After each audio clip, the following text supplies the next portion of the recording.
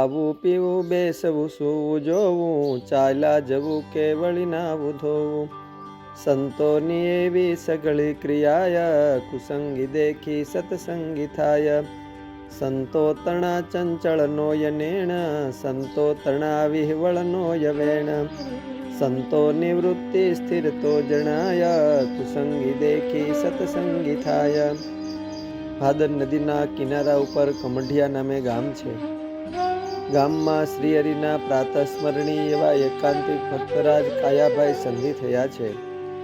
આ ગામમાં સદગુરુ અક્ષર સ્વરૂપદાસ સ્વામી સાથે 12 સંતો વિચરણ કરતા પધાર્યા. સંતો મંદિરે ઉતારો કરીને ભાદર નદીમાં સવાર સાંજ સ્નાન કરવા જતા. એક દિવસ રોંઢા ટાણે ભાદરના પહોળા પટમાં સ્નાન કરી સંતો પોતાના ભગવા ધોતિયાઓ ભાદરની રેતીમાં સૂકવા હતા. સંતોના જમવાના તુમડા પડખે મેલી બંધ નેત્રો કરી બપોર પછીની ઉત્થાપનની માનસી પૂજા કરતા હતા. મનથી કલ્પેલા મેવા મીઠાઈ મોહનવરને હેતપૂર્વક સૌ સંતો જમાડતા હતા.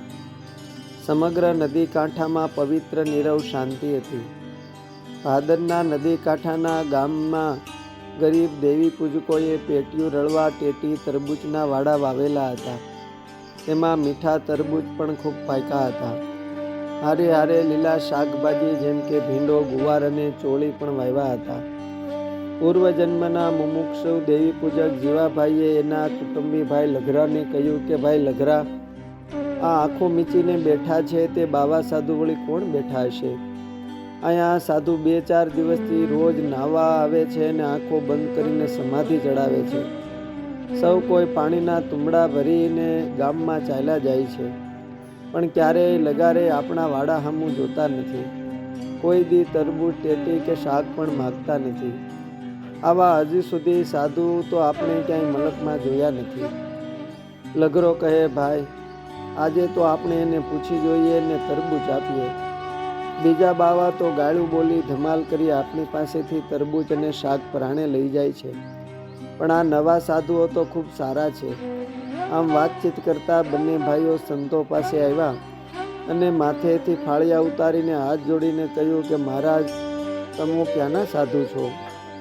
સંતોએ કહ્યું કે અમે ભગવાન સ્વામિનારાયણના સાધુ છીએ. ત્યારે દેવી પૂજકો બોલ્યા કે મહારાજ, અમારી પાસે તમે તરબૂચ કે શાક કેમ માગતા નથી? તમે કોઈ વાડા સામું પણ જોતા નથી અને કાયમ નીચા નેણ કરીને ચાલ્યા જાઓ છો, તો અમારે આજે તમને તરબૂચ આપવા છે. સંતોએ કહ્યું કે અમારે તરબૂચની જરૂર નથી. આ પ્રમાણે ના પાડી એટલે દેવી પૂજકોને ઘણો ગુણ આવ્યો અને હાથ જોડીને કરગરીને કહેવા લાગ્યા કે સાધુ બાવા તો ઘણા આવે છે, પણ તમો તો પ્રભુના સાચા સંત છો, માટે તમો જમો તો અમારું ગરીબ પેટીયું રળતા લોકોનું ભલું થાય. માટે ઘડીવાર ઊભા રહો, હું તરબૂચ લઈ આવું. સંતોએ ના પાડી અને ચાલવાની તૈયારી કરી. ત્યારે લઘરોભાઈ પાઘડી ઉતારી હાથ જોડીને કરગરીને સંતોને માર્ગે આડો ઊભો થઈ રહ્યો અને જીવાભાઈ તો દોડતા વાડામાં જઈને મોટા મોટા 2 તરબૂચ લઈ આવ્યા અને સંતોને કહ્યું કે લ્યો મહારાજ, આજ ગરીબનું જમવો ને અમને પાવન કરો. સંતોએ બંને જણનો ભાવ જોઈને એક તરબૂચ લીધું અને બીજું પાછું દીધું. ત્યારે બંને ભાઈઓ બોલ્યા કે મહારાજ, તમે અહીં જ બેસો, અમારા વાડામાંથી બીજા વધારે તરબૂચ લઈ આવીએ ને તમે જમો. અમારા આંગણે તમ જેવા પવિત્ર મહાપુરુષો ક્યાંથી? સંતોએ કહ્યું, ભાઈ, અમારે અમારા ઠાકોરજીને ધર્યા વિના કોઈ વસ્તુ મોઢામાં ન નખાય, તેમજ પાણી પણ પ્રભુને ધર્યા વિના અમારાથી પીવાય નહીં. ત્યારે દેવી પૂજક ભાઈઓએ કહ્યું કે મહારાજ, કાલે તમે તમારા ઠાકોરજીને લઈને અહીંયા આવજો, અમે તમને મંદિરે તેડવા આવશું. સંતોએ નિર્મળ ભાવ જોઈને આ ભાઈઓની વાત કબૂલ રાખી. બીજે દિવસે બપોર કેડે સંતોને બોલાવવા માટે બંને ભાઈઓ મંદિરે આવ્યા. સંતો સાથે એમણે કમઢિયા ગામના હરિભક્તોને પણ આમંત્રણ આપ્યું. નદીમાં બુંગણ પાથરા. સંતોએ નદીએ સ્નાન કરી સભા કરી.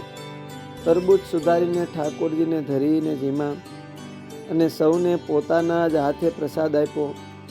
સંતોએ સૌને સદાચારની અને પ્રગટ ભગવાનના મહિમાની ખૂબ વાતો કરી. એ દિવસે બંને ભાઈઓ પ્રગટ શ્રીહરિના આશ્રિત થયા.